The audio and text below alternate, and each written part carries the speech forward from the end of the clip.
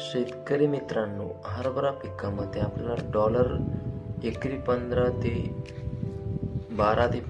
Quintal जर उत्पन्न घ्यायचं असेल तर तुम्ही आपल्या चॅनलला सबस्क्राईब करा. आपल्याला आता यावर्षी हरभरा पीक घ्यायचं आहे, 15 क्विंटलचे ॲव्हरेज काढायचं आहे. एकरी आपण पट्टा पद्धत हरभरा पेरला आहे. एकरी आपण बी टाकलेलं आहे.